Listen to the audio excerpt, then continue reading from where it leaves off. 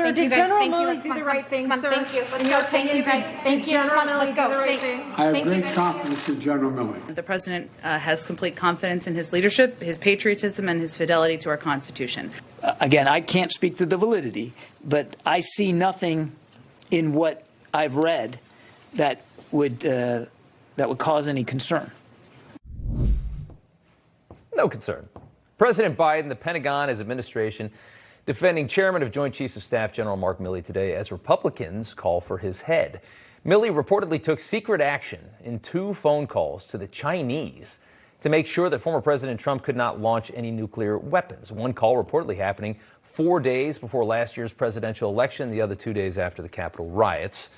It's all detailed in Bob Woodward and Robert Costa's new book, Peril, which is set to be released next week. Excerpts from the book, first reported in the Washington Post, reveal Milley was so worried that Trump would go rogue that he pledged he would alert his Chinese counterparts in the event of a U.S. attack, stressing the rapport they'd established through a back channel. Yes, that's right. Milley trusted the Chinese more than the American president. American president who, by the way, started no new conflicts and actually went a long ways towards ending them. In one phone call, Milley reportedly told General Lee, "You and I have known each other for 5 years. If we're going to attack, I'm going to call you ahead of time. It's not going to be a surprise." You know, because the Chinese and us have such a great relationship and they would never do wrong, right? Milley's spokesman confirming the phone calls today, saying it was all part of the general's normal duties, and Milley was, quote, conveying reassurance to maintain strategic stability. Trump releasing this statement tonight. Milley never told me about calls being made to China. From what I understand, he didn't tell too many other people. He put our country in a very dangerous position, but President Xi knows better and would have called me. Last night, Trump said this on Spicer and Company. He would have called China and done these things and was willing to advise them of an attack or in advance of an attack. That's treason. Trump's acting Secretary of Defense, Christopher Miller, who led the Pentagon during that time, also said he never approved Milley's phone call. In a statement obtained by Newsmax, Miller wrote, "As Secretary of Defense, I did not and would not ever authorize such conduct.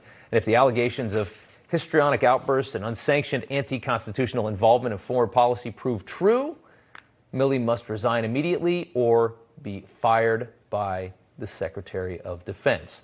Demands of resignation are coming from both sides of the aisle. Senator Marco Rubio sent a letter to Biden. Alexander Vindman, you might not expect to hear from on this, retired lieutenant colonel who tried to get Trump impeached over a phone call with the Ukrainian president, trying to get a look at Hunter Biden and his ridiculous agenda in Ukraine and whether or not Joe was involved. Well, Vindman said this: if this is true, General Milley must resign. He usurped civilian authority, broke chain of command, and violated the sacrosanct principle of civilian control over the military. It's an extremely dangerous precedent. You can't simply walk away from that. Vindman may be trying to get some credibility back with the other side of the aisle. I don't know. We're expected to hear from Milley himself when he testifies for the first time on the Afghanistan withdrawal on September 28th, just his latest screw-up, along with Defense Secretary Lloyd Austin. But for more on this, we're going to bring in now conservative radio commentator Jasonrantz, host of the Jasonrantz Show. Good to see you, Jason. Hey. Hey, yeah, so like everything else, the facts are on this seem to be determined by which side of the aisle you're on. On the left right now, they're applauding this, and on the right, it's treason. What's the story here?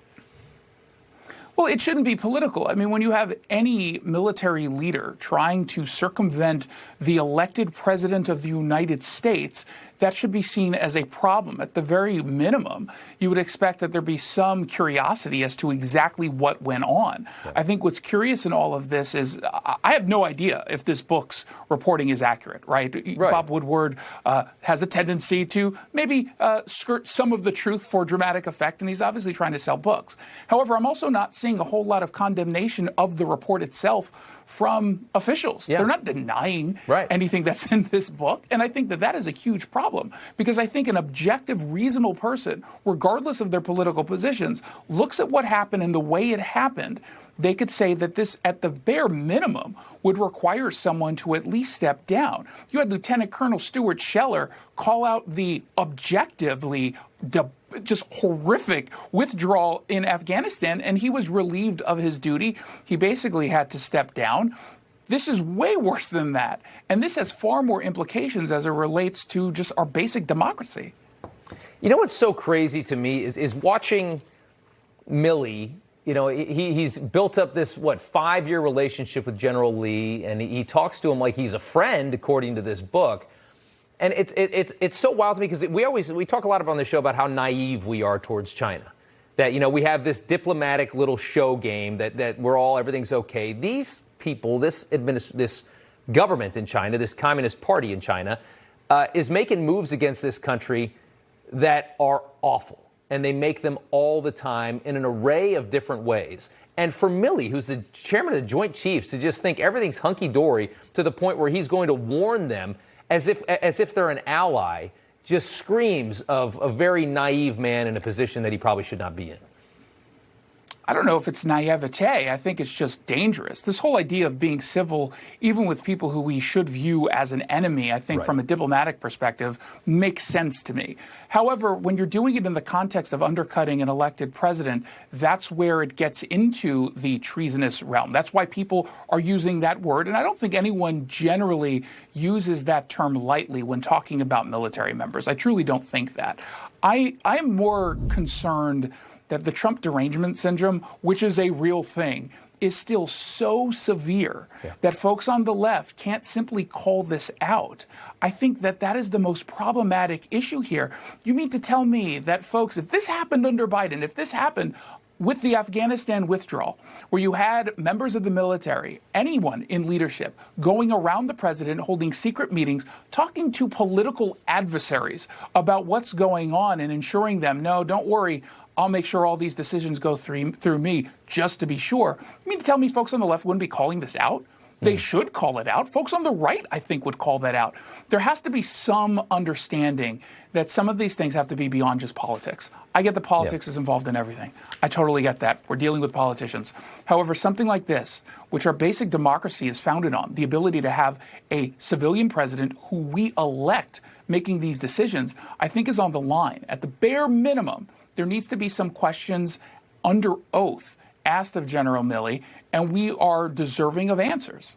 Yeah, and you make a great point.